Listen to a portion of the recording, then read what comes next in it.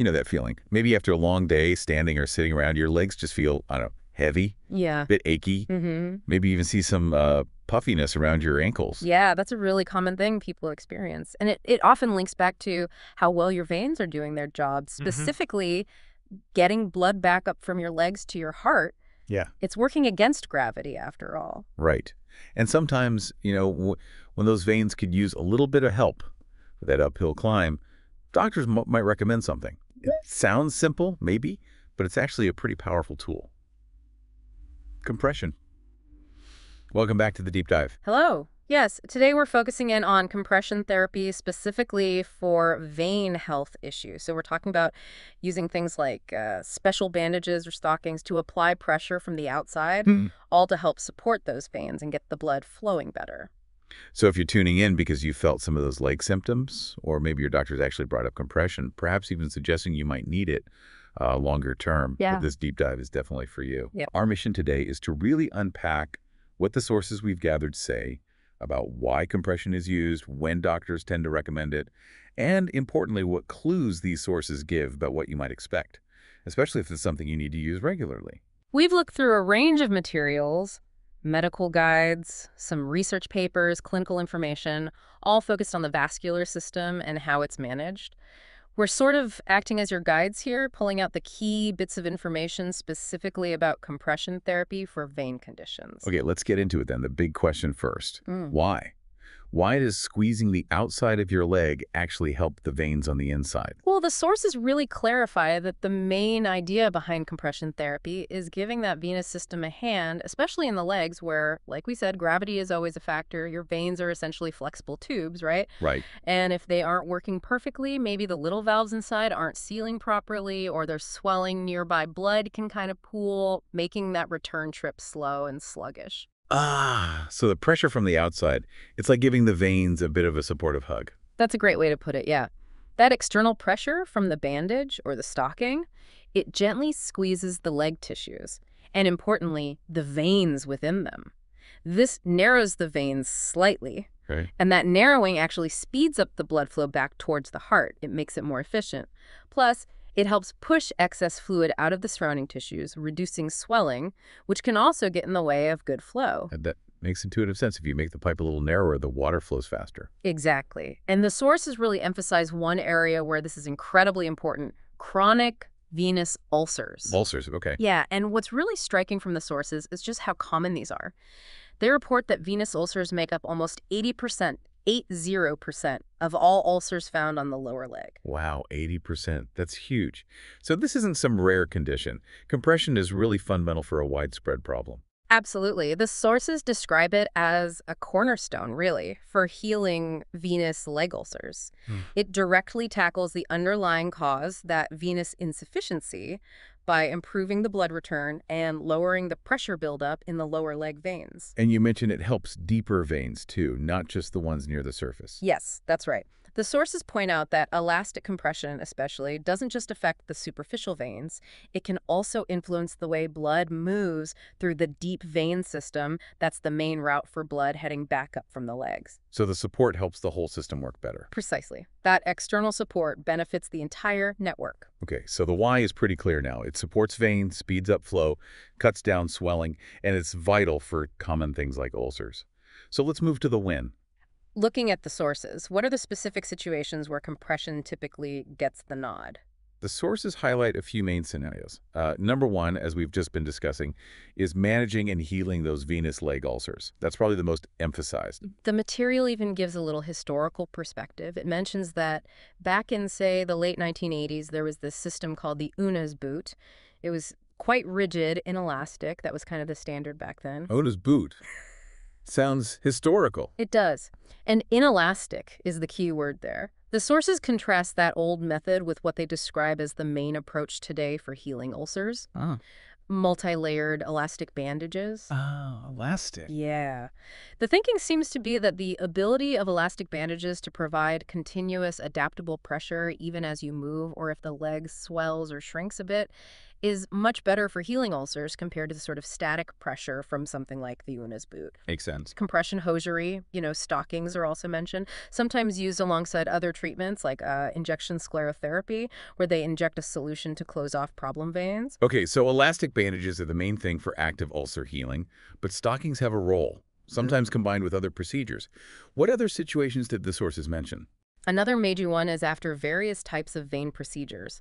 So think about treatments where problem veins are either removed surgically or closed off using heat or other methods. Things like vein stripping, phlebectomy, that's removing veins through tiny cuts, or ablation procedures using laser or radio frequency. Right, I've heard of those. Why is compression needed after those kinds of treatments? Well, the sources really detail its crucial role in minimizing the downsides after the procedure. By applying that pressure, it helps cut down on common issues like inflammation, pain, bruising, bleeding, and also the collection of blood under the skin, which is called a hematoma. And very importantly, the sources state it helps prevent blood clots forming, both in the superficial veins that were treated and, crucially, in the deep veins, too. Ah, preventing clots. Yeah, that sounds really important. So it's more than just comfort and less bruising. It's actually a medical step to help the procedure succeed and avoid serious problems. Exactly right. It helps stabilize everything while the body is healing internally. The sources also briefly mentioned compression therapy in a more complex situation. Right. Managing blockages in the big iliofemoral veins, those are major deep veins higher up in the leg and pelvis, Okay. specifically after someone's had a blood clot there. They mentioned studies looking at compression compared to other options, like putting in a stent in that specific context. Wow, comparing compression to stenting. That really highlights that compression isn't just for minor issues. It can be part of managing significant deep vein problems in some cases. According to the sources, yes, in that specific scenario of dealing with blockages after a clot in those particular veins. That's really interesting. Okay, so we have the why and the when. Let's get practical. How does compression work? Is it just about squeezing hard? Does the amount of pressure matter? Oh, absolutely. The pressure is critical. The sources really stress that effective compression isn't just one size fits all. How much pressure you need really depends on what you're trying to fix and which veins you're targeting. So there's a science to the squeeze then. Precisely. For instance, the sources note that if you want to effectively compress a large vein near the surface in your thigh, like the great saphenous vein, that long one, when you're standing up, working against gravity, you need significant pressure. They mention over 40 millimilli-HG. That's millimeters of mercury, like they use for blood pressure. Over 40 millimilli-HG. That actually sounds like quite firm pressure, especially on your thigh. It is, yeah. Yeah. And that number really shows you need quite a bit of external force to influence the flow in those bigger vessels when gravity's pulling down. The courses also talk about research comparing different pressure levels after procedures. Okay. There was one study they mentioned that looked at results after vein ablation. They compared a thigh-length stocking that gave 35 millimilli-HG pressure at the ankle, used together with special pads placed right over the treated vein. They compared that to a stocking with lower pressure, 23 millimilli-HG, used without those extra pads. And what was the difference? What did they find? The sources report that the higher pressure stocking with the targeted pads worked better.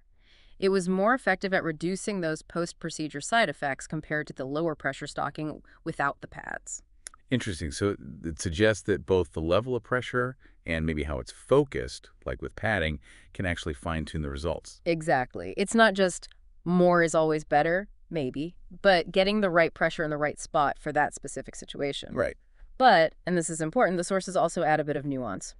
They bring up one trial where compression was used after a specific kind of ablation, endovenous laser ablation, but for less complicated varicose veins. Yeah. And in that specific study, for those less complex cases, they found no significant extra benefit from wearing compression compared to not wearing it, at least in terms of preventing certain outcomes. Huh. That is really interesting. So it might not be a slam dunk benefit for every single type of vein issue or every procedure. It does suggest that, how effective it is can be quite specific. It depends on the condition, the exact procedure, maybe even the patient's own anatomy or how severe their problem was to begin with. It just shows that while compression is incredibly useful, its exact role is still being figured out in some specific situations, and results aren't always uniform. That actually leads us perfectly into thinking about long-term use. Because if compression is key for chronic ulcers, or needed after procedures where maybe complications could linger, Well, it implies that for a lot of people, this isn't just a quick fix, is it? That seems to be the implication. So, while the sources don't exactly lay out a daily schedule for you, what can we infer about why long-term compression might be recommended based on the conditions they talk about? Well, based on how the sources discuss these conditions, the need for ongoing compression seems to come directly from the nature of the problems themselves. When they talk about compression for chronic venous ulcers, which by definition are long-lasting or tend to come back. Right, chronic means ongoing. Exactly. Or when they talk about preventing things like blood clots after treatments, especially deep vein clots, it really suggests that the underlying vein problem or the state the leg is in after an intervention needs continuous support.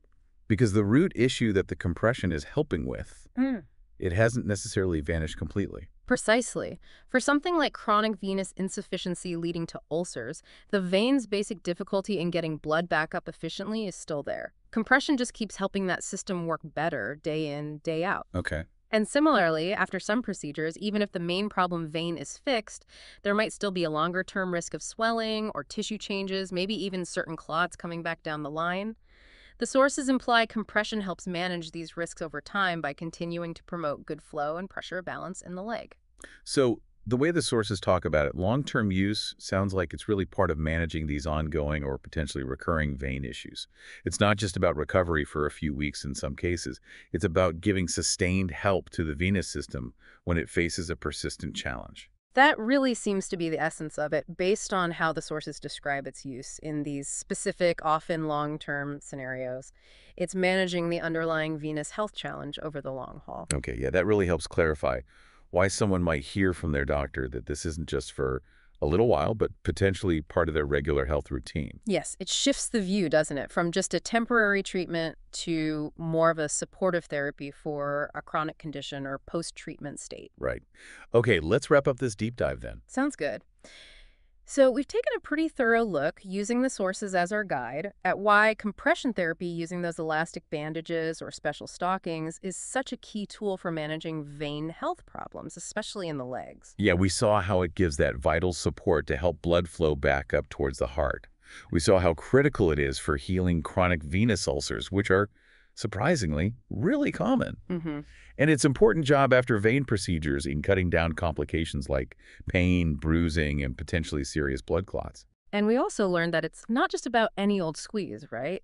The amount of pressure, the type of stocking or bandage, even how it's applied, like with those pads, those are important details. Although, as we saw, the results can sometimes vary depending on the exact situation being treated. Understanding all that from the sources really gives you, the listener, the background to see why a doctor might recommend compression for your specific situation and what it's aiming to achieve long term, whether that's managing swelling, helping something heal, or preventing future issues tied to venous problems or treatments you've had. It definitely provides a clearer picture of the medical thinking behind it, all grounded in the practices and the research described in these sources. Now, here's something to maybe chew on, something that kind of emerged from looking at the sources. While compression is clearly super useful and widely accepted, the sources also hinted that the research is still digging deeper, still refining exactly how and when it works best. Yeah. They mentioned studies comparing it to other treatments or finding, those different results depending on the complexity of the varicose veins, for example. Right, and that ongoing exploration into the specifics really brings up an interesting question for you, the listener, to consider. Given these subtleties and the evidence that things like pressure levels and how it's applied really matter, how much does getting it just right, tailoring the exact type of compression, the precise pressure, the duration of use, how much does matching that to your individual body, your lifestyle, your specific vein condition actually matter for getting the absolute best possible long-term result for you? It really underscores that while the basic idea is powerful, getting the optimal outcome seems to involve quite a bit of personalized consideration and ongoing medical insight. Definitely something to keep in mind on your own health journey. Indeed. Food for thought. And that's another deep dive.